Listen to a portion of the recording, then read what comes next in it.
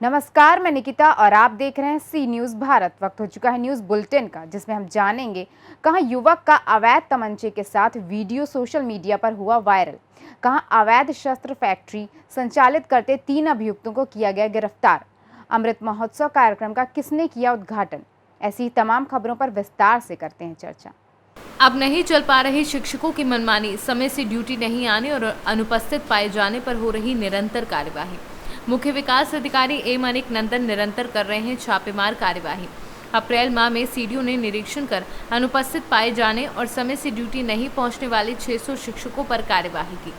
प्रदेश सरकार का उद्देश्य छात्र छात्राओं को क्वालिटी परक शिक्षा देना है।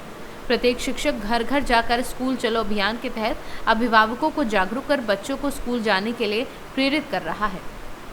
अभियान के तहत प्रत्येक बच्चे को नामांकित किया जा रहा है। सीडीओ के अनुसार ड्यूटी के दौरान लापरवाही बरतने पर शिक्षक के खिलाफ कार्यवाही हो रही है। प्रदेश सरकार का उद्देश्य कोई भी बच्चा शिक्षा के अधिकार से वंचित न रहे। आगरा से सी न्यूज़ संवाददाता अनुज उपाध्याय की रिपोर्ट। बदायूं में एक युवक का अवैध तमंचे के साथ वीडियो सोशल मीडिया पर वायरल हुआ है। वीडियो वायरल होने के बाद क्षेत्र में हो रही तरह तरह की चर्चाएं। वीडियो वायरल होने के बाद पुलिस आरोपी की तलाश में जुटी है। युवक बिलसी थाना क्षेत्र के हरगनपुर का बताया जा रहा है। बदायूं से सी न्यूज़ संवाददाता नईम अब्बासी की रिपोर्ट। पुलिस अधीक्षक खीरी संजीव सुमन के निर्देश एवं अपर पुलिस अधीक्षक के निकट पर्यवेक्षण में संपूर्ण जनपद में अपराध की रोकथाम व अवैध शस्त्र के निर्माण, बिक्री व परिवहन के विरुद्ध चलाए जा रहे अभियान के तहत पुलिस ने अवैध शस्त्र फैक्ट्री संचालित करते 3 नफर अभियुक्तों को गिरफ्तार कर लिया है। थाना पलिया क्षेत्र के मजगई चौकी क्षेत्र में जंगल के पास एक अवैध शस्त्र फैक्ट्री का भंडाफोड़ हुआ है। मौके से 3 लोगों को गिरफ्तार किया गया है। इनके कब्जे से 14 निर्मित अवैध शस्त्र, जिसमें 3 बंदूकें सम्मिलित हैं एवं 315 बोर और 12 बोर के कई निर्मित तमंचे हैं एवं अर्धनिर्मित तमंचे भी बरामद हुए हैं। शस्त्र बनाने के काफ़ी उपकरण उस फैक्ट्री में थे, जिसको कब्जे में लिया गया है। तीनों लोगों को हिरासत में ले लिया गया है। इसका जो सरगना है वो पहले भी शस्त्र फैक्ट्री में कई बार जेल जा चुका है और बहुत ही शातिर किस्म का व्यक्ति है। इनके विरुद्ध कठोर कार्रवाई करते हुए गिरोहबंद अधिनियम के तहत भी भविष्य में इनके विरुद्ध कार्रवाई की जाएगी। लखीमपुर से सी न्यूज़ संवाददाता दिलीप कुमार जायसवाल की रिपोर्ट। मिर्जापुर हलिया में प्राथमिक स्वास्थ्य केंद्र में मनाए जा रहे अमृत महोत्सव कार्यक्रम का विधायक राहुल प्रकाश कोल ने उद्घाटन किया। कार्यक्रम में विभिन्न विभागों के स्टॉल लगाए गए थे। विधायक ने हर एक विभाग के स्टॉल पर जाकर वहां उपस्थित कर्मचारियों से बात कर सरकार द्वारा चलाई जा रही जन कल्याणकारी योजनाओं के बारे में पूछताछ की तथा ज़्यादा से ज़्यादा आम जनमानस तक योजनाओं को पहुंचाने का निर्देश दिए। स्टॉलों पर दूर दराज से आए आम जनमानस की समस्याओं का निराकरण किया गया। स्वास्थ्य विभाग द्वारा लगाए गए सभी स्टॉलों का मैनेजमेंट BCPM अनिल कुमार की देखरेख में हुआ। स्वास्थ्य विभाग द्वारा कोविड-19 की जांच, टीकाकरण, परिवार कल्याण, गर्भवती महिलाओं को जांच, दंत रोग, स्त्री रोग, health ID, Ayushman Bharat, anaemia मुक्त भारत, TB, कुष्ठ रोग, फाइलेरिया जागरूकता दवा वितरण, गैर संचारी रोग, संचारी दस्तक रोग ORS करना, शुद्ध पेयजल, ई-संजीवनी OPD के स्टॉलों के माध्यम से क्षेत्र में आई जनता का इलाज करवा दिया गया। आज प्राथमिक स्वास्थ्य केंद्र हलिया में आज़ादी का अमृत महोत्सव मनाया जा रहा है जी, जिसमें स्वास्थ्य मेला के रूप दिया गया है। इसका उद्देश्य ये है कि शासन की जो योजनाएं चल रही हैं, शासन की जो मंशा है, वो आखिरी जनमानस तक उसका प्रचार प्रसार हो, उसका लाभ दिया जा सके। जिसमें स्वास्थ्य विभाग के द्वारा यहाँ पर महत्वपूर्ण स्टॉल लगाए गए हैं, जिसमें रजिस्ट्रेशन से लेकर के कोविड जाँच, कोविड की स्क्रीनिंग, कोविड का टीकाकरण, बच्चों का टीकाकरण, NC की जाँच, परिवार कल्याण की जाँच, ई-संजीवनी के द्वारा OPD, TB विभाग में TB की जांच, लक्षणयुक्त व्यक्तियों की जांच, कुष्ठ रोग विभाग में वो जांचें और अन्य जो है डॉक्टर जो ENT के डॉक्टर हैं, अन्य विभागों के भी जांच इसमें चलाया जाए। अमृत महोत्सव के आयोजन के शुभ अवसर पे ब्लॉक स्वास्थ्य मेला का आयोजन किया जा रहा है। यह हलिया में नहीं आयोजन किया गया है, पूरे उत्तर प्रदेश के प्रत्येक इलाकों में किया गया है।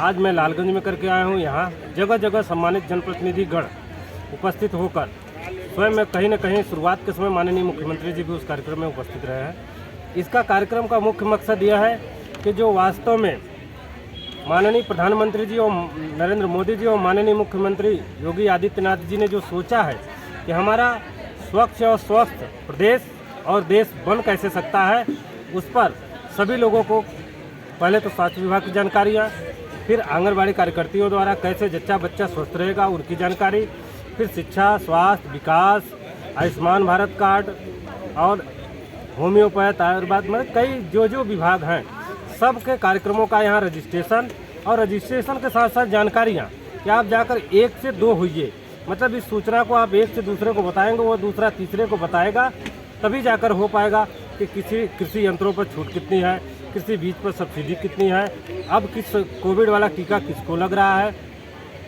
इन सब चीज़ों की जानकारी के लिए स्टॉल लगाए गए, मेला आयोजन किया गया। मेले के आयोजन से पूरे क्षेत्र में यह मैसेज जाएगा कि इतनी योजनाओं का क्रियान्वयन हो रहा है और इन योजनाओं का लाभ हम सभी को लेना चाहिए, और सारी योजनाओं का लाभ उचित कागजात उपस्थित करके लेना होगा। सब लोगों ने जिसका रजिस्ट्रेशन किया, दवाइयाँ भी उपलब्ध हुई, तो इसलिए हम कहीं ना कहीं सबके लिए, चाहे वो नौजवान हो, चाहे वो वृद्ध हो, चाहे दिव्यांग हो, और चाहे वास्तव में कृषक हो, कृषि वाले, चाहे किसान हो, चाहे मजदूर हो, चाहे बीमार व्यक्ति हो, सबके लिए यहाँ स्टॉल लगाकर जानकारियाँ दी गई। और मुख्य उद्देश्य यही है, इन सारी योजनाओं की जानकारी गांव-गांव और घर-घर तक पहुँचे और इसका लाभ सब लोग ले पाएँ, जिससे यह सशक्त भारत और आत्मनिर्भर भारत की संकल्पना पूर्ण हो सके। मिर्जापुर से सी न्यूज़ संवाददाता अनिल केशरी की रिपोर्ट। सुल्तानपुर में अपराध की रोकथाम व वांछित अपराधियों की गिरफ्तारी हेतु पुलिस अधीक्षक डॉक्टर विपिन मिश्रा के आदेश पर निकली पुलिस टीम के हाथ अब बड़ी सफलता लगी है। पुलिस ने क्राइम ब्रांच और पुलिस की संयुक्त टीम के साथ बदमाशों की मुठभेड़ में 3 बदमाशों सहित एक पुलिस जवान घायल हुआ है। अंतर्गत सोहरा मऊ क्षेत्र में मुखबिर की एक सूचना मिली कि 3 अज्ञात बदमाश, जिन्होंने अमित गुप्ता जो अन्नपूर्णा होटल के संचालक थे, उनके साथ गोली मार के लूट की घटना कारित की थी, वो जा रहे हैं। इस सूचना पर कोतवाली पुलिस और स्वाट टीम के द्वारा संयुक्त रूप से घेराबंदी की गई और घटनास्थल पर इनको रोकने का प्रयास किया गया, तो इन्होंने पुलिस पार्टी पर फायर किया, जिसमें हमारा एक आरक्षी रोहित यादव घायल हुआ। जवाबी फायरिंग में रंजीत कुमार मिश्रा उर्फ राहुल, सचिन जायसवाल और शुभम जायसवाल ये घायल हुए हैं। सारे लोगों को उपचारार्थ जिला अस्पताल में भेजा गया है। प्रारंभिक पूछताछ में इन्होंने घटना का इकबाल किया है। इनके कब्जे से 2 अदद तमंचे, 1 चाकू, 5 मोबाइल तथा अन्य सामग्री बरामद की गई है, जिसके संबंध में अग्रेतर विधिक कार्रवाई प्रचलित की जा रही है। सुल्तानपुर से सी न्यूज़ संवाददाता शिव प्रसाद मौर्य की रिपोर्ट। जनपद एटा के शकलौली थाना प्रभारी निरीक्षक अवधेश कुमार सिंह का स्थानांतरण होने पर क्षेत्रीय संभ्रांत लोगों एवं थाना पुलिस स्टाफ द्वारा फूल मालाएं पहनकर स्वागत सम्मान करते हुए विदाई दी गई। बेहद ईमानदार, न्यायप्रिय और सादगी पसंद इंस्पेक्टर अवधेश कुमार ने अपने कार्यकाल में थाना क्षेत्र में सभी के साथ निष्पक्ष रूप से न्याय दिलाने में अहम भूमिका निभाई एवं पुलिस और पब्लिक के बीच अच्छे रिलेशन बनाते हुए सामंजस्य स्थापित करने का भरपूर प्रयास किया, जिसके चलते आम जनता में एक अलग ही छाप छोड़ी है। एटा से सी न्यूज़ संवाददाता रमेश जादौन की रिपोर्ट। चिनौर तहसील के व्यापारियों को धमकी भरी चिट्ठी मिली है। चिट्ठी में 5 से 6 व्यापारियों के नाम लिखे हैं। सभी व्यापारियों ने चिनौर पुलिस को आवेदन दिया और सुरक्षा की गुहार लगाई है। वहीं व्यापारियों में दहशत का माहौल है। सभी व्यापारियों से 25-25 लाख रुपए की रंगदारी मांगी गई है। चिनौर थाना प्रभारी ने मामले को वरिष्ठ अधिकारियों से अवगत कराया है। आज 23 तारीख को मैं संदीप भार्गव अपनी दुकान पे हम लोग बैठे हुए थे। उसी समय चिनौर का डाकिया, जो चिनौर में डाक बांटते हैं, राजेश श्रीवास्तव, उनके द्वारा एक पत्र दिया गया। उस पत्र में एक धमकी भरा पत्र आया था और वो पत्र लेके हम थाना प्रभारी महोदय प्रमोद शर्मा जी से मुलाकात की और उसमें गुड्डा गुर्जर नाम का एक डकैत अपने आप को बता रहा है। और वो डकैत ने, हम 5-6 व्यापारी हैं, जिसमें नीतीश राठौर, संदीप भार्गव, बेदराम सगर, राम बाबू गौड़, नजीरा खान, गजेंद्र परियार, इनसे सबसे 25-25 लाख रुपये की मांग करी है। 10 दिन के अंदर वो मांग की पूर्ति कर दो, नहीं तो जान से मार देंगे, बच्चों को ख़त्म कर देंगे, मकान में बम ब्लास्ट लगा देंगे। इस तरह की धमकी भरा पत्र था। थाना प्रभारी ने उस पत्र पर गौर करके आज ही एक्शन की आश्वासन दिया है और कार्रवाई करने का आश्वासन दिया है और जल्द से जल्द हम कार्रवाई के लिए आश्वस्त हैं। ग्वालियर से सी न्यूज संवाददाता हिमांशु गुर्जर की रिपोर्ट। उरई पुलिस अधीक्षक रवि कुमार के निर्देशन में खोए हुए मोबाइल की रिकवरी करने में surveillance cell, cyber crime cell एवं एसओजी टीम के अथक प्रयास से 111 अदद विभिन्न कंपनियों के एंड्रॉयड मोबाइल फोन की रिकवरी करने की सफलता प्राप्त की है। पुलिस अधीक्षक जालौन रवि कुमार ने जानकारी देते हुए बताया कि हमारी टीमों के द्वारा 111 अदद मोबाइल फ़ोन जो खो गए थे या गुम हुए थे, उन मोबाइल स्वामियों को मोबाइल प्रदान किए गए हैं। मोबाइल पाकर मोबाइल स्वामियों के चेहरे खुशी से खिल गए।